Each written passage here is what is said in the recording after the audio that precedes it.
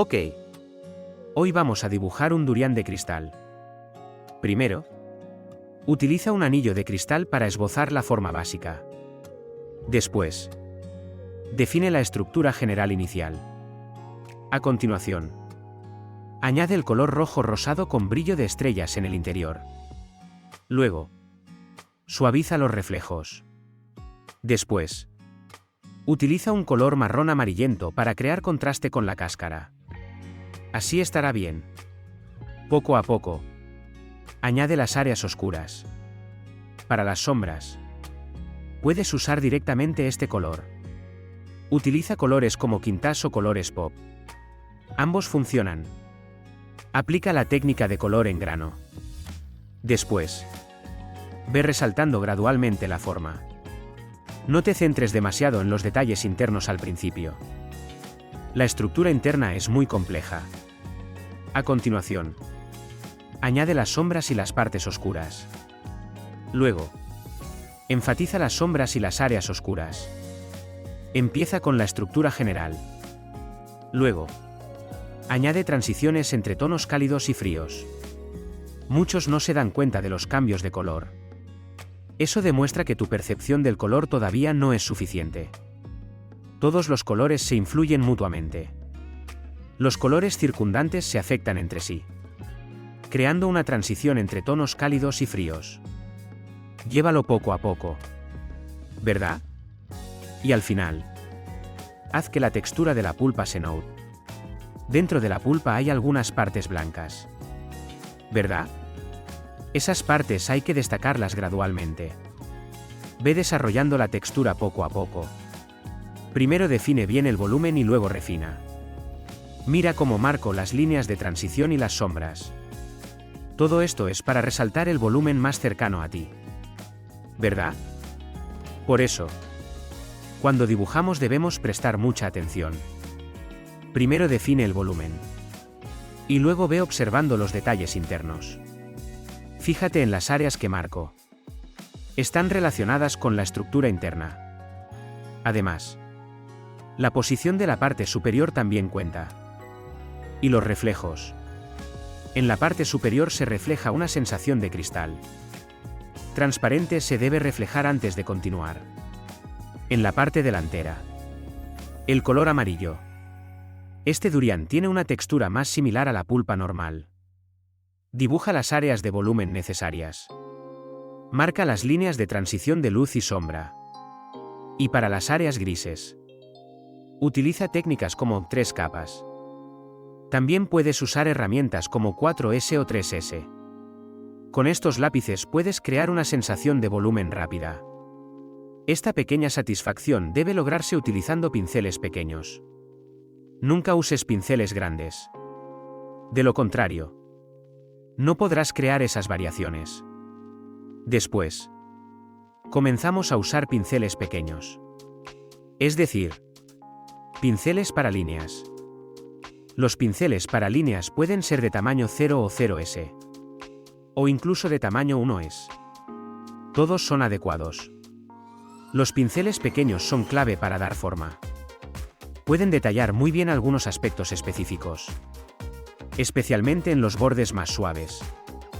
Cada detalle debe trabajarse con pinceles pequeños para diferenciar las pequeñas áreas en su interior, ¿verdad? Luego, poco a poco ajusta la forma cristalina. Primero define claramente la forma. Y luego pasa a los detalles internos como los reflejos. Esos reflejos son lo que da la textura cristalina y vítrea. Esa sensación debe captarse perfectamente. Luego, añade los brillos. Esos brillos deben tener volumen. Nunca los dibujes demasiado planos. Debes seguir la estructura general. Luego, en las áreas posteriores, define las zonas más oscuras. Y también resalta las áreas más brillantes, porque en el interior suele ser un poco más brillante. Luego, en las áreas posteriores, debemos definir las estructuras. Esas pequeñas formas individuales dentro. Es en este momento cuando empezamos a trabajar poco a poco en su estructura. No necesitas enfocarte demasiado en los detalles de la superficie interior si te concentras demasiado en ello. Entonces no podrás capturar bien el durián, ¿verdad? Por lo tanto, asegúrate de definir bien los bocetos iniciales antes de regresar a trabajar en los detalles internos. Destaca las variaciones dentro, especialmente las transiciones en las sombras internas. Finalmente, refina la forma completa del durián. Asegúrate de definir bien su estructura, especialmente las aristas y formas específicas. Las áreas que necesiten ajustes deben quedar perfectas. Luego, añade pequeñas variaciones en las sombras. Los detalles internos estarán prácticamente terminados. Para aprender más sobre colores, sigue al maestro Juan. Usa pinceles de agua polarizada para obtener altas calificaciones. Ok. Hoy vamos a dibujar una langosta de cristal. Primero, empezamos con el rojo rosado directamente. No te apresures a entregar el trabajo. Si lo entregas, tendrás que volver mañana. Primero utiliza un pincel grande para esbozar la forma general. Luego, poco a poco, usa un pincel como el quintaso número 5 para trabajar en las transiciones de los reflejos. Para pintar los reflejos, utiliza blanco con un poco de amarillo y algo de rojo. Eso será suficiente para hacer las transiciones graduales. Después trabaja en la cola y en las proporciones de la cabeza. Asegúrate de que los tamaños sean claros. Muchos estudiantes no entienden bien las proporciones, y eso afecta el resultado del cuerpo. Además, las transiciones en el cristal, especialmente los reflejos, son fundamentales. Cuando termines con las sombras, presta atención a la forma general. La forma del reflejo también es importante. Dentro del reflejo hay muchas fuentes de luz blancas. Estas fuentes de luz deben ser trabajadas con mucha precisión, logrando una apariencia transparente y limpia, pero diferenciándola claramente del color de la langosta. Así que avanza poco a poco con las transiciones. Primero, define nuevamente la forma general. ¿No entiendes lo que estoy diciendo? No te preocupes. Puedes volver a escucharlo el próximo año. En cuanto a la forma de la langosta, debes prestar atención a los cambios en los colores. En la parte de la cabeza, puedes hacerla un poco más definida, especialmente en los pequeños pliegues. Asegúrate de resaltar las texturas. Cada línea y textura debe ser definida primero. Después, trabaja gradualmente en cada detalle.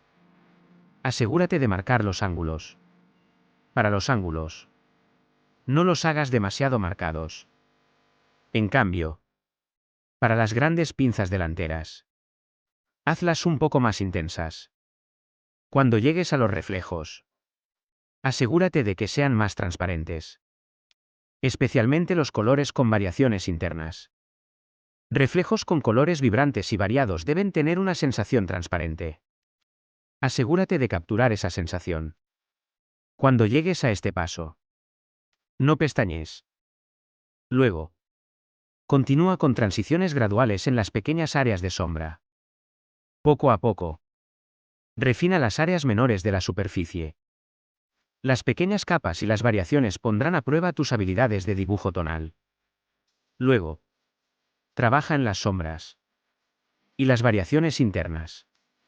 Debes diferenciarlas del cuerpo de la langosta. Por eso deben ser más brillantes. Después, utiliza un pincel pequeño para detallar las antenas y otros elementos pequeños. Trabaja en los detalles y resalta la textura en todos los aspectos. Graba cuidadosamente los patrones y texturas. Luego añade los brillos. ¿Quién te dijo que adelantaras el trabajo? Después, asegúrate de que los brillos tengan una forma definida. La forma de los brillos debe reflejar variaciones. En el centro, puede ser más brillante, mientras que hacia los bordes serán más amarillos o más fríos. Asegúrate de definir cada ángulo. Y trabaja cuidadosamente en las áreas posteriores y las formas generales. Básicamente está terminado. Para aprender sobre colores. Sigue al maestro Juan. Usa pinceles de acuarela polarizada para obtener altas calificaciones.